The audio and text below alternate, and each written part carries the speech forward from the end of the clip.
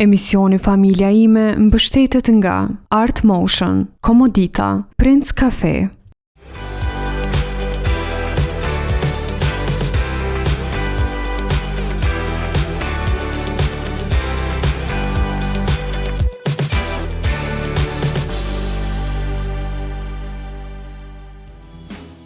Përshëndetje të nderuar shikues, uroj të jeni mirë edhe sot në Familja ime do ta trajtojmë një temë shumë të rëndësishme që ka të bëjë pra me shëndetin e fëmijëve. Do të flasim pak më shumë sa i përket pra intervenimeve kirurgjikale tek fëmijët, ku shumë prindër mund të hezitojnë, por doktori pra i sjellur nga Turqia në bashkëpunim me Spitali Liv do t'i heqë shumë dilemat të cilat mund t'i kenë prindërit sa i përket fëmijëve dhe intervenimeve tek këta. Profesor Dr. Murat Mutush, pediatër apo kirurgi pediatrisë urologjike, do t'jetë pas pak në studion time për t'na shtjelluar pak më gjerë këtë temë dhe ndoshta metodat më të fundit që tashmë ekzistojnë në Turqi sa i përket intervenimeve. Po ashtu do të kemi edhe një material që ka të bëjë pra me këshillën dhe do të fokusohet pra Anita në këtë temë, do të shohim pas pak se për çfarë bëhet fjalë dhe disa materiale të tjera që do t'ju shoqërojnë gjatë këtij edicioni.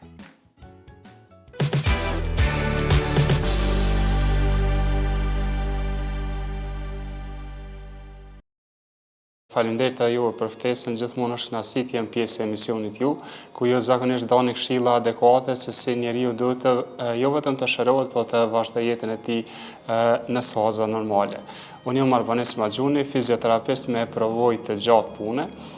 Fizioterapia nuk është vetëm një masazh apo një ushtrim, fizioterapia është jetë.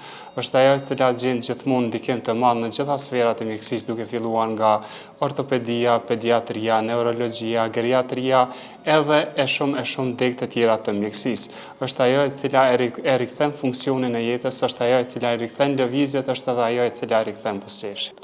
Fizioterapia parandalon edhe lëndimet. Shpeshherë ka disa ushtrime adekuate të cilat i ndihmojnë trupit tonë të krijojë balancim, njëkohësisht i ndihmojnë trupit tonë të rrit forcën muskulare. Me rritjen e forcës muskulare trupi jonë do të jetë më i fortë dhe do të ketë ekuilibër adekuat ku do të shmang lëndimet. Çdo këshill, çdo fizioterapi, çdo ushtrim të cilat parandalojnë lëndimet janë shumë të rëndësishme për sportistët. Jemi duke jetuar me një kohë ku fushat sintetike janë duke sjellur lëndime të mëdha dhe si rezultat i lëndimeve, pastaj edhe sporti që ata bëjnë po ndalet për një kohë të caktuar. Pastaj po vije drejt operimi, po vije pastaj tretmanet fizioterapeutike ku po janë të gjata deri në 6 muaj. Pastaj përveç thyrje fizike që po kemi tek sportistët, po kemi edhe thyrje emocionale, për shkak se lëndimet të mëdha i shohin edhe ëndrat e sportistëve. Kështu që gjithmonë është mirë të bëjnë disa këshilla tek fizioterapeutët, tek mjekët sportiv, tek ortopedët, që mos të vinë deri te problemet e ndryshme në sporte. Nuk mund t'i fajsojnë vetëm sportistët, mirë po një plan detajuar mes klubeve dhe fizioterapeutëve, mjekëve sportiv, ortopedëve mund të parandalojnë shumë probleme. Mirë po në Kosovë nuk i kemi këto marrëveshje sa duhet dhe vinë lëndimet. Nganjëherë edhe lodhjet e mëdha që trajnerët i japin sportistëve mund të ndikojnë edhe tek paraqitja e problemeve. Kur një trup është i sforcuar, gjithmonë është e mundur që të vijë lëndimi. Prandaj duhet patjetër të bëhen edhe seanca relaksuese, ku këtu ka rol të madh fizioterapia për t'i parandaluar sforcimet fizike dhe mos të vinë deri te problemet e ndryshme të cilat mund të shfaqen te sportistët. Kohët e sodit kanë filluar që sportistët me të vërtetë të vedisohen edhe të shohin edhe gjëra të cilat do t'i shpihen gjithmonë përpara në zhvillimin e karrierës së tyre. Kohët e fundit kemi domethënë sportistë të cilat marrin këshilla jo vetëm nga fizioterapeutët, mirë po marrin këshilla edhe nga trajnerët e personal të fitnessit, ku edhe ata luajnë një rol kyç në zhvillimin dhe mirëmbajtjen e trupit tek sportistët. Kështu që kohët e fundit kanë filluar edhe sportistët të vedisohen dhe të marrin edhe seanca preventive, domethënë siç janë masazhat relaksuese, rehabilitimet pas ndeshjeve, domethënë pas minutave të luajtur dhe ngarkesa muskulare, të bëjnë relaksimet muskulare dhe njëkohësisht t'i parandalojnë lëndimet. Kanë filluar domethënë të vedisohen dhe është një gjë shumë e mirë për ta. Gjithmonë varet nga shkalla e dëmtimit dhe mënyra e dëmtimit. Nëse një gjymtyr ka fraktura apo thyrje, atëherë janë procedurat e para ku fillimisht përdoren splinta, gipsa të ndryshëm të cilat e bëjnë mobilizimin e atij segmentit. Dhe pasi të largohen ato, është fizioterapia e cila luan rolin këç. Atëherë janë ushtrimet adekuate, metodat e fizioterapisë të cilat e ndihmojnë që trupi i tij të rikthehet prapë në lëvizje. Dërsa kur kemi lëndime të zgjatje muskulare, atëherë më njëherë fizioterapia është ajo e cila duhet të futet në përdorim për të rigjeneruar fijet muskulare, për të rigjeneruar fibrat muskulare, domethënë për të rigjeneruar muskulin në përgjithësi që ai të rikthehet prapë në aktivitetin sportiv. Pastaj kur kemi lëndime të ligamenteve, fizioterapia ka rolin këç për shkak se pas operimeve të ndryshme, prapë gjure apo nyje të tjera duhet të futen në funksion dhe fizioterapia e luan rolin kryesor të saj.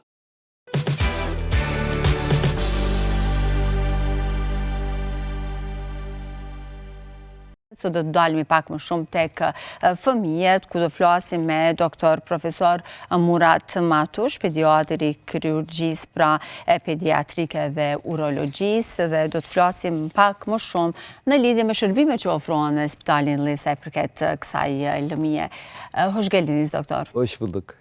Mirë se erdhët, faleminderit për kohën. Na tregova doktor se çfarë bën dega e kirurgjisë pediatrike, çfarë lloj dege është kjo? Evet. Öncelikle Türkiye'den kardeş Kosova halkına kucak dolusu sevgilerimi getirdim. Üzerime bunlarla başlamak istiyorum. Shtetit vëlla të Kosovës, ju sjelli përqafime dhe shumë dashuri, dua ta filloj me këtë bisedë. Kirurgjia pediatrike në degët e kirurgjisë është një degë mjaft e veçantë, sepse ne nuk miremi vetëm me një degë të veçanta, por qasemi në aspekte të ndryshme tek fëmiu. Duke krahasuar me degët tjera, numri ynë është shumë i vogël. Ne merremi me nga 0 deri në 18 vjeç, pra prej një foshnje deri në adoleshentët, tek të gjithë fëmijët, merremi me pjesën kirurgjike të tyre, dhe me qenë se ata janë fëmijë, ne i qasemi ndryshe nga burrat dhe gratë e rritur, sepse fëmijët janë shumë ndryshe në zhvillimin e tyre. Duke pas këtë qasje, bëjmë varësisht nga zhvillimi i tyre. E vërtet, atëherë cili është dallimi i kirurgjisë pediatrike nga degët e tjera të kirurgjisë? Evet. Diğer branşlar daha spesifik branşlar. Yani degët tjera janë degë më të ndryshme, për shembull degët e kirurgjisë torakale, degët e kirurgjisë së të rriturve janë krejtësisht ndryshe, por kirurgjia e fëmijëve për brenda vetës përfshin të gjitha këto degë, sepse një fëmijë mund të ketë pra nevojë për secilin pjesë të trupit të operohet, dhe zhvillimi i tyre ndryshon nga të rriturit. Ne ato çfarë dëgjojmë tek të rriturit, sëmundjet që i dëgjojmë për të rriturit janë të shumta në numër, por sëmundjet ose vështirësitë e fëmijët janë shumë më të veçanta, mund të ketë zhvillime të ndryshme nga lindja dhe çrregullime të ndryshme nga lindja, dhe për këtë arsye ne duhet t'i qasemi shumë ndryshe nga degët tjera, por edhe veprimet pastaj janë të ndryshme nga degët tjera të kirurgjisë. E vërtet, të ndalni pak të specifikojmë se çfarë sëmundjesh trajton kirurgjia pediatrike, cilat janë më të rëndësishëm dhe më specifike realisht nga shërbimet që ju ofroni. Biraz önce söylemiştim, yetişkinlerden biraz daha farklı bizim hastalıklarımız. Me qenë se sëmundjet tona pak a shumë i përmenda, janë të ndryshme nga të rriturit, sepse në veçanti problemet tek fëmijët, foshnjet mund të jenë si pasojë ndryshimeve embriologjike në barkun e nënës, për cilat pas pak do të flasë edhe më shumë në gjerësi. Tek të rriturit kryesisht operimet bëhen për sëmundjet që janë bërë më tutje gjatë jetës, por operimet që ne bëjmë janë kryesisht për shkak që këto çrregullime kanë ndodhur si anomali gjatë kohës kur foshnja ka qenë në barkun e nënës, dhe ne mundohemi t'i rregullojmë këto anomali dhe t'i sjellim në një stad normal të jetës këta fëmijë. E vërtet, doktor, teknologjia tashmë në të gjitha rastet e shëndetit ka shumë rëndësi. Na tërgo pak për mënyrën, metodat e trajtimit me teknologjinë moderne që ju përdorni sot. Evet. Şimdi tabii takdir edersiniz ki çocuklar Tjetër, ju mund ta dini se me qenë se fëmijët janë më të vegjël se sa të rriturit, po ashtu edhe pajisjet të cilat ne përdorim në kirurgji pediatrike duhet të jenë të vogla, pra miniatura, dhe kjo pastaj sjell edhe probleme teknologjike me qenë se ato duhet jenë më të vogla se sa ekonomik ve teknolojik gelişimle pajisjet të cilat përdoren tek operacionet për të rriturit, por me zhvillimin ekonomik dhe teknologjik në Turqi, ne jemi rahatuar kogja shumë, por në botë në përgjithësi mund të përdorim pothuajse se cilën pajisje që përdoret në botë me zhvillimet teknologjike.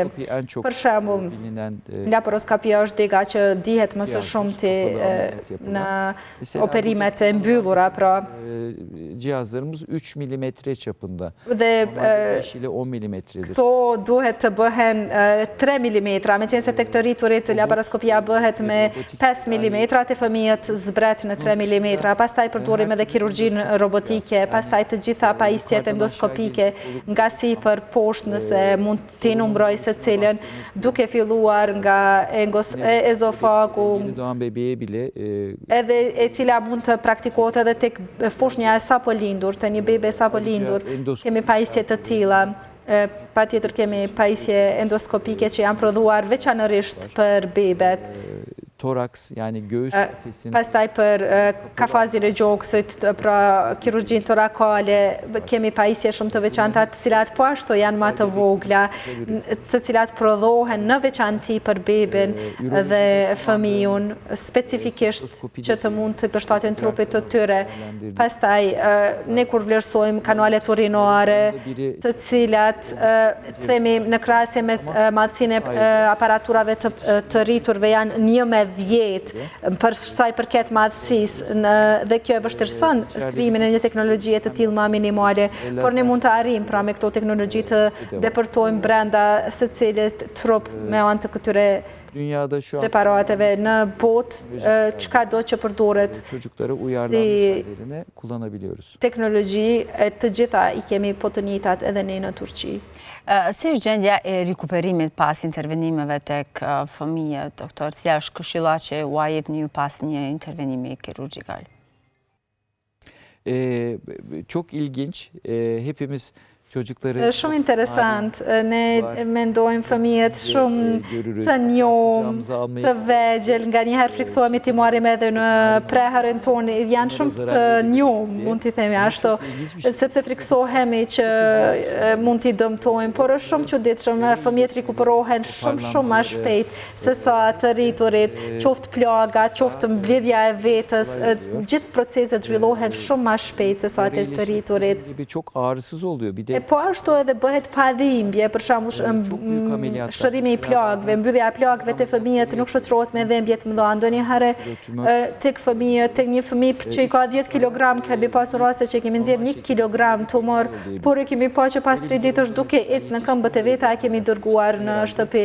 Por i rrituri po ta përjetonte një operim të tillë nuk do të mund të zgjohej në këmbë për ditë të tëra. Fëmijët e përjetojnë më shpejt shërimin, por edhe me anë dhe fal asaj që përmendëm paraprakisht teknologjisë të re, ajo që quhet pra kirurgjia minimal invazive, pra me mbyllje. Nga njëherë pas një viti kur vinë në kontroll, as nuk e shohim shenjën e operimit se ku e ka pasur. Yetişkinlerde kalan... Sepse tek të rriturit, për shembull, ne shohim gjurmat e plagës që ka mbet pas operimit. Ajo nuk është e rëndësishme pasi që ka kaluar operacionin, por te fëmijët është e rëndësishme kur të jetojnë me një vrim, me një shenjë, i krijon pra një lloj presioni psikologjik kur shkon në pushime, në det, ose kur veshet ka të zhveshur atë pjesë ku ka shenjën. Fëmijëve ju vjetur, pastaj edhe shokët e shoqet mund t'i ngacmojnë dhe pastaj deshe mund të kemë probleme psikologjike, por për këtë arsye ne bëjmë pak edhe pjesën estetike, pra tek fëmijët i kushtojmë kujdes të veçantë, sa do që mundemi maksimalisht mundohemi ta bëjmë minimale. pjesën pra jo invazive të prerjes. Por edhe zgjatja operacionit është shumë më e shkurt. Për shembull, tek një operacion që mund të zgjaste një i rritur 10 orë, tek fëmiu duhet ta bëjmë brenda 2 orësh. Përmendet aspektin emocional, që unë konsideroj që është shumë i rëndësishëm, doktor. A duhet para përgatitje që fëmijët të bëjmë para intervenimeve, për shkak që mos pësojnë trauma mas përfundimit të një intervenimi? Tabii bu da çok önemli bir sorun. Hatta kjo është një pyetje shumë e rëndësishme sepse edhe shumë familje mundohen të shmangin operimit ose mos ta bëjnë fare duke pasur idenë çka nëse fëmiu im friksohet dhe si do ta pranoj sepse në operim askush nuk vjen duke qeshur e duke luajtur, secili para sallës është duke qajtur, i mërzitur. Dhe ashtu siç thash, ne prap duhet të bëhemi edhe pak pedagog përveç që jemi ne duhet ta bëjmë jo vetëm pa ndjerë dhimbje këtë fazë, por edhe duke i ndihmuar që ta kalojnë sa ma lehtë këtë fazë të jetës së tyre. Gjërat që i bëjmë në këtë aspekt janë duke i trajtuar shumë mirë, mundohemi t'i argëtojmë gjatë secilit intervenim, pa i shkaktuar dhimbje, nga njëherë ne sjellim edhe palaqo, bëjmë edhe role të palaqos aty në sallë. Edhe kur të vije koha e operimit, pastaj ja japim anestezionet, pra kur të vinë në dhomën, që do të marim anestezionin, sepse pastaj nuk ju kujtohet pjesa tjetër, por kjo pjesa, derisa të marin anestezionin, kalon ëmbël edhe mundohemi që edhe kur t'ja japim në vena çfarë do tjetër, pasi që t'i fusim në gjumë, i bëjmë të gjitha, në mënyrë që fëmiu mos ta sheh asgjë, asnjë gjilpër të anestezionit që do ta marr. Ağrı kesici tedbiri almış oluyoruz. Dhe kur të zgjohet, ne marrim paraprakisht masat e plota të medikamenteve të cilat janë kundër dhimbjeve. Dhe në këtë formë, ata kur dalin për operacionit nuk e ndjejnë. Dhe për faktin që i kemi dhënë pra qetësues dhimbjesh, ata nuk ndjejnë dhimbje. Dhe me qese nuk ndjejnë dhimbje, pastaj efekti ansor i ndikimit psikologjik zvoglohet. Pra kur e kuptojnë që nuk kanë dhimbje fizike, ata rehatohen dhe pastaj edhe ne jemi në rregull. Doktor, cilat janë nga përvojat që keni ndoshta intervenimet më të shpeshta, për çfarë po kanë më së shumti nevojë fëmijët kohëve të fundit sa i përket intervenimeve kirurgjike? Evet, aslında bu sohbetimizin en önemli konusu buydu. Kjo është pra pjesa më e rëndësishme e bisedës tonë. Isha emocionuar ato të më pyesni apo jo. Paraprakisht ju thash që fëmijët shpesh kanë anomalit të cilat zhvillohen në barkun e nënës, të cilat mund të jenë gjendje të cilat të rriturit as që i kanë dëgjuar ose dinë se ekzistojnë. Për shembull, çfarë mund t'ju them? Për shembull, ajo ezofagu në barkun e nënës mund të mos zhvillohet. Biz daha çocuk yeni doğduğunda dhe në momentin kur fëmia ka lind nuk mund të ushqehet sepse ushqimi nuk e ka ezofagun dhe nuk ka si t'i kaloj ushqimin në lugë. Me njëherë fillon t'i shkatrohet gjendja e përgjithshme shëndetësore dhe këtë mund ta përcaktojmë me njëherë. Në ditët e para është një operim shumë i madh në qoftë se ka nevojë të bëhet, por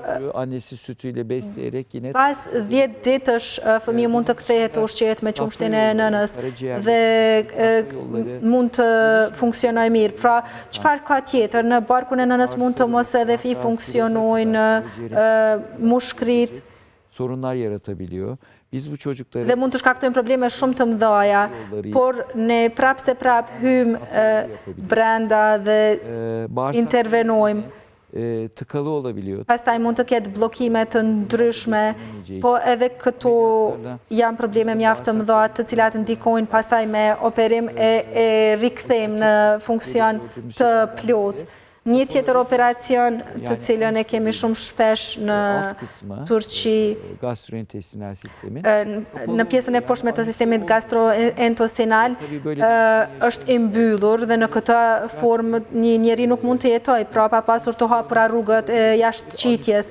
Dhe në këtë aspekt ne duhet ta ndërtojmë, t'i themi, një anus i cili do të lejoj jashtëqitjen te fëmiu.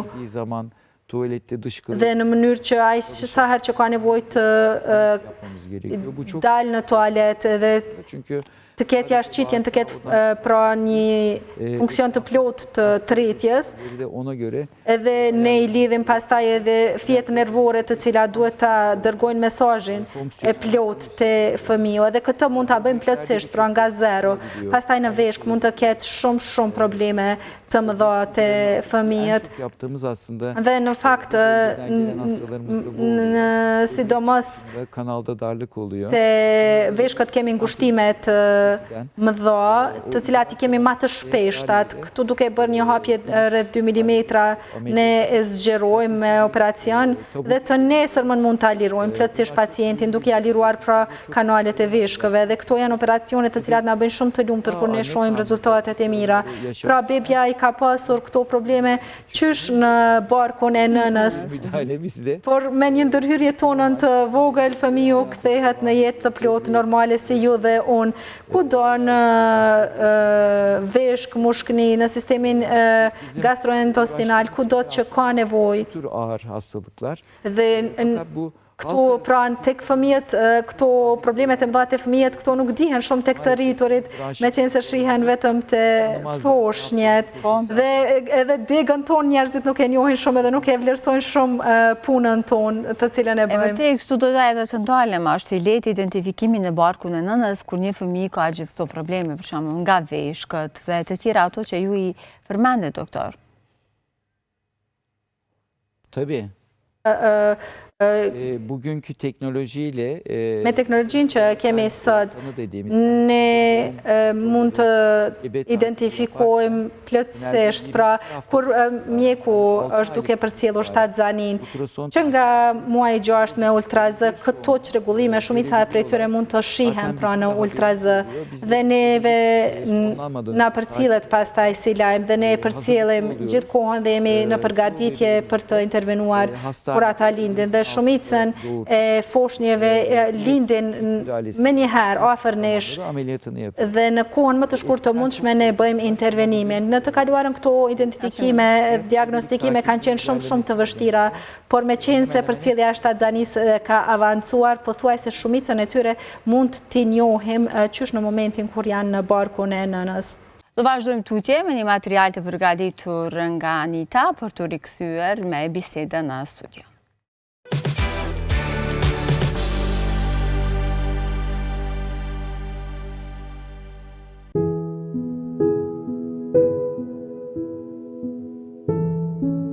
Fëmijëria shpesh shihet si një kohë kur njerëzit janë më të prekshëm ndaj sëmundjeve. Sepse sistemet imunitare të fëmijëve janë ende në zhvillim e sipër dhe ata nuk janë ende aq të fortë sa të rriturit. Ndërsa ka sëmundje të fëmijërisë që janë veçanërisht të zakonshme, ka edhe gjëra që mund të bëhen për të ndihmuar në parandalimin e sëmundjes tek të vegjëlit tuaj. Në vazhdim, do dëgjoni më shumë rreth se cilës gjendje apo sëmundje, si dhe këshilla parandaluese për t'i mbajtur fëmijët tuaj të shëndetshëm. Ftohjet dhe gripi sezonal. Ftohjet dhe gripi shkaktohen nga viruset dhe janë sëmundja më e zakonshme e fëmijërisë. Ftohjet zakonisht zgjasin 1 ose 2 javë dhe gripi mund të zgjasë për disa javë. Të dyja sëmundjet janë ngjitse, kështu që është e rëndësishme ta mbani fëmijën tuaj larg fëmijëve të tjerë nëse janë të sëmurë. Infeksionet e veshit. Infeksionet e veshit shkaktohen gjithashtu nga viruset dhe janë një nga arsyet më të zakonshme pse fëmijët vizitojnë një mjek. Infeksionet e veshit mund të shkaktojnë dhimbje, ethe dhe probleme me dëgjimin. Shumica e infeksioneve të veshit zhduken vetë, por disa mund të kërkojnë antibiotik. Inflamacion I fytit. Inflamacioni I fytit është një infeksion bakterial që shkakton ajntje dhe inflamacion të fytit. Inflamacioni është ngjitës dhe mund të transmetohet nga një person tek tjetri përmes kollitjes dhe teshtitjes. Shumica e rasteve të inflamacionit të fytit mund të trajtohen me antibiotik. Pneumonia është një infeksion serioz I mushkërive që mund të shkaktohet nga bakteriet viruset ose kërpudhat. Pneumonia mund të shkaktoj ethe, koll dhe vështirësi në frymarrje. Ajo mund të jetë e rrezikshme, veçanërisht për fëmijët e vegjël. Meningiti është një inflamacion i membranave që rrethojnë trurin dhe palcën kurrizore. Meningiti mund të shkaktohet nga viruse, baktere ose organizma të tjerë. Ai është serioz dhe mund të jetë vdekje prorës. Prandaj është e rëndësishme të kërkoni ndihmë mjekësore menjëherë nëse fëmia juaj ka ndonjë simptom. Këto janë vetëm disa nga sëmundjet më të zakonshme të fëmirisë. Vizitat e rregullta mjekësore dhe vizitat tek mjeku janë mënyra më e mirë për ta mbajtur fëmijën tuaj të shëndetshëm.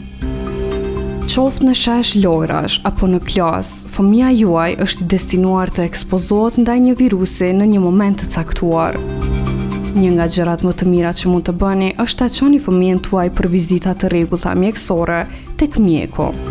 Si mund ta kuptoj nëse fëmia im është i sëmurë? Një nga shenjat më të zakonshme të sëmundjes tek fëmijët është ethet, dhimbje fyti ose dhimbje koke, hundë të bllokuara ose me rrjedhje, teshtima ose koll, skuqje në lëkurë, të vjella, sy të zbet, përgjumje, lodhje ose oreks i ulët. Nëse fëmia juaj ka vështirësi në frymarrje, kjo është një urgjencë. Alergjitë zakonisht ngatrohen me një ftohje. Kjo ndodh sepse ato mund të kenë të njëjtat simptoma. Shumë fëmijë kanë alergji ndaj ushqimeve të caktuara, siç janë produktet e qumshtit, arrat e pemëve ose kikirikët. Disa fëmijë kanë simptoma alergjie për shkak të shkaktarëve në mjedis, siç janë marimangat e pluhurit. Nëse mendoni se fëmia juaj ka pasur një reakcion të lehtë alergjik, mjeku i tyre mund të caktojë një test alergjie. Si mund ta ndaloj fëmijën tim të sëmurët? Vaksinat e fëmirisë janë shumë efektive. Ato do të ndihmojnë në parandalimin e prekjes së fëmijës suaj nga shumë sëmundje të zakonshme të fëmirisë. Përveç vaksinimit, ju mund ta mbroni fëmijën tuaj nga sëmundjet infektive duke i mësuar praktikat e mira të higjienës.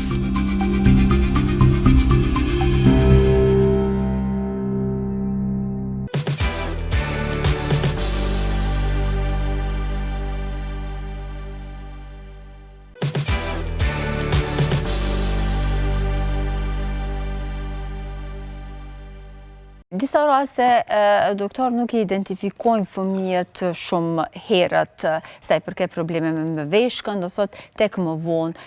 Sa mund të jetë sfiduese dhe e vështirë rikuperimi apo trajtimi mjekësor? Evet, yine çocukların bir avantajı gelişen organizma. Një avantazh te fëmijët është me qenë se janë organizma të cilët janë duke u zhvillur, pra nëse ka raste kur nuk është diagnostikuar me kohë dhe vinë vonë, ka raste kur ka humbur ndoshta një pjesë të funksionimit të veshkës, kur ne hapim dhe e rregullojmë plotësisht, atëherë ai organ mund ta riparojë veten, gjë që nuk ndodh te të rriturit, por te fëmijët mund të ndodhë, sepse zhvillimi është duke vazhduar te fëmijët dhe kanë kapacitete të përmbledhjes dhe mund ta shpëtojmë. Natyrisht jo në gjendje 100% edhe në qoftë se nuk mund ta kthejmë, funksionon prapë dhe vazhdon jetën në atë gjendje që mund të jetë rahat. Krahas fëmijëve, mbështetje ju duhet edhe prindërve, doktor.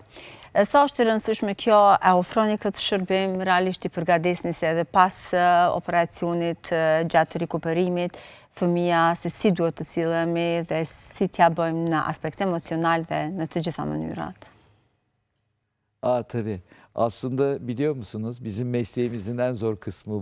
Dini kjo është pjesa ma e vështirë e profesionit ton, me u marrë me foshnjën, me fëmijën, me bo operacionin, unë në qenë sordëm dior, me kry pjesën e operimit është shumë e letë, por me i rahatu prindërit, me ja u tregu atyre se ne e kuptojmë plotësisht çka është përgjegjësia të qenit prind dhe çfarë do të thotë të jesh është prindi këtij fëmiu. Këto duhet t'i shpjegojmë në detaje të mëdha, sepse ndonjëherë edhe i vizatojmë në detaje duke nënvizuar çdo detaj për ta kuptuar, sepse problemet që ballafaqohet fëmiu mund të themi janë probleme mekanike që mund të shpjegohen edhe vizualisht. Dhe pastaj, pasi që kemi shpjeguar çfarë do të bëjmë ne, pastaj i shpjegojmë hapa tjerë.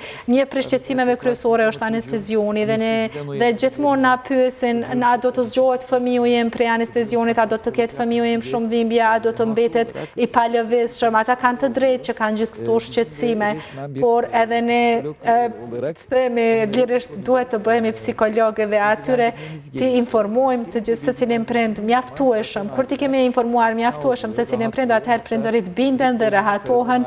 Kam shumë edhe raste kur familjarët më kanë përqafuar që i kemi lehtësuar me këshillat tona. Sepse ata mendojnë në kokën e tyre versionet më të këqija, skenaret më të këqija se çfarë mund të shkojnë, por ne duke nënvizuar çfarë është problemi, cilat janë zgjedhjet tona, cilat rrugët do të shkojmë, çfarë do të jetë zgjedhja me të cilën ne do të kalojmë këtë problem, atëherë rahatohen shumë. Kjo është pjesa më e vështirë definitivisht e punës tonë, që t'i bindim nënat dhe baballarët që t'ua ulim shqetësimet e tyre. E vërtet, por doktor, çfarë nuk duhet të neglizhojmë ne tek fëmijët tonë kur kanë vërema ose cilat janë simptoma që ata mund të kenë probleme me veshkën, me që disa fëmijë urinojnë shumë shpesh, të parregull, gjatë natës edhe pas moshës së rritur. Na jap disa informacione në lidhje me këtë. Evet. Şimdi biraz önce söyledim. Çoğu zaten antenatal yani gebelik sırasında sepse shumica e këtyre mund të zihen gjatë mbikëqyrjes së shtatzanisë, por ka raste kur një fëmijë 1 vjeçar bëhet 2 vjeçar dhe atëherë bëhet diagnostikimi dhe me të vërtetë keni të drejtë që më pyesni një pyetje të tillë, sepse mund të bëhen sëmundje kronike tek të cilat fëmiu duke qenë se po e përjeton sëmundjen në një formë e jep një simptom, ose ka infeksione në kanalet urinore, ose ka vështërsi në urinim, dhimbje të barkut. Ndonjëherë brenda barkut mund ta prekim që ka fortësi të madhe, nëse një nënë e mban fëmijun tek pjesa e barkut, sidomos gjatë urinimit, mund ta sheh fortësinë të zona e barkut. Pra një fëmijë e sëmur, në qoftë se nuk është duke të kaluar problemet të cilat po i përjeton, shfaq simptoma si dhimbje të vazhdueshme të dhimbjes barkut, infeksioneve urinare. Pra nëse këto nuk po kalojnë, prindërit duhet të tregohen sy hapur, sepse duhet ta mendojnë që në qoftë se kjo nuk po trajtohet si një problem i shkurtë, si një infeksion dhe përsëritet vazhdimisht, duhet ta çojnë mendjen aty se ky mund të jetë një problem më i madh që edhe mund të kërkoj kirurgji dhe të bëjnë pra më shumë analiza për diagnostikim të saktë. E vërtet, doktor, besoj që jemi gati dhe në fund të kësaj bisede shumë të rëndësishme, por besoj që ekipi juaj duhet të jetë multidisiplinar për një intervenim tek fëmijët. Na trego pak më shumë për këtë. Evet. Çocuk cerrahisi tek bir branş değil aslında. Kirurgjia e fëmijëve nuk është një degje vetme, ne patjetër duhet të jemi multidisiplinar. Unë jam shumë e fat sepse në spitalin ku unë punoj, të gjithë degët e anshme që i quajmë ne anësore, pra të pediatrisë, në qoftë se ka të bëjë me një tumor ose me një kancer, ne patjetër duhet të punoj për shembull unë me një pediatër onkologjik, për shembull nëse ka probleme me veshkët duhet të punoj me një kirurg, nefrologjik, pediatrik.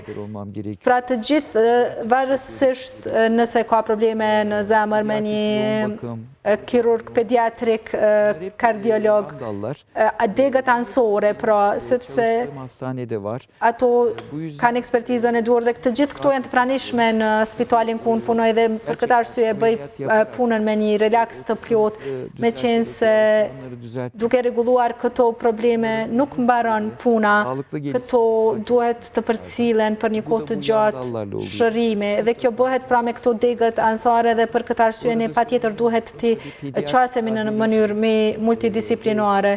Nükleer tıp, bu gibi diğer Patjetër që edhe degët e teknologjisë pediatriyle yollanan parçalar së diagnostikimit të cilat janë aty, ndihmojnë pastaj kirurgjin pediatrike për të vazhduar punën e vet.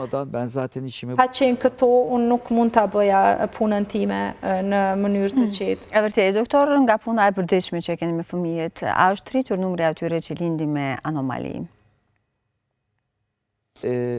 Aslında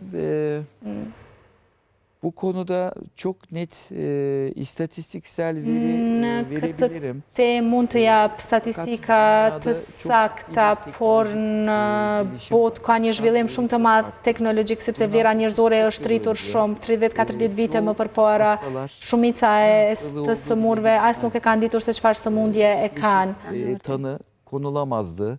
Nuk ka mundur të diagnostikohet dhe sëmundja ka përparu atëherë shfaqur dhe ka qenë vonë. Sot me qenë se kemi shumë përparime teknologjike në diagnostikim, se cili mund të bëj një ultraz, tomografi, MRI mund të bëj dhe tjera dekt shumë të zhvilluara të teknologjisë që janë për diagnostikim pikërisht. Dhe puna jonë është lehtësuar dhe diagnostikimi është bërë i lehtë. Ndoshta numri ka mundur të jetë në të kaluarën po i njëjtë. Kjo është një pyetje që është vështirë me u përgjigj për shkak që ndoshta po i njëjtë ka qenë numri, por me qenë se nuk është diagnostiku, nuk është ditë se ekziston si sëmundje e tillë. Por për krah kësaj, edhe duke u rritur numri i popullsisë botërore, pastaj duke ndryshuar ndotja e ambientit, pastaj ato që hajmë janë shumë sintetike, shumicën e kohës, mikroplastika është pjesë e ushqimeve tona, ndotja e ajrit, hormonet të cilat përdoren në ushqim, ushqimet e pakituara shumica kanë shtesa për brenda atyre, deshëm s'deshëm, këto edhe në genet tona kanë ndikim. E vërtet. Ama rakam olarak por si numër, nëse e themi, yapılan çalışmalarda prej hulumtimeve dhe statistikave që bëhen nuk ka një ndryshim shumë të madh. Për këtë arsye nuk mund t'ju jap shumë një përgjigje të saktë, vetëm po ju jap idetë e mia, pra ndoshta numri nuk është rritur, por nuk është diagnostikuar në të kaluarën. Dhe mënyra do thotë e trajtimit ka avancim, po ashtu edhe diagnoza. Jemi krejt në fund, cila është këshilla, porosia për prindërit, të cilët hezitojnë që fëmijët e tyre të hyjnë në intervenime kirurgjikale dhe çfarë ju thoni ju atyre kur hezitojnë realisht? Tabii anne baba olmak gerçekten çok zor. T'jesh nën edhe bab është shumë e vështirë me të vërtetë, sepse në një anë kanë një fëmijë të sëmur, në anën tjetër është një risk siç është operimi i cili mund t'i vënë në diskutime.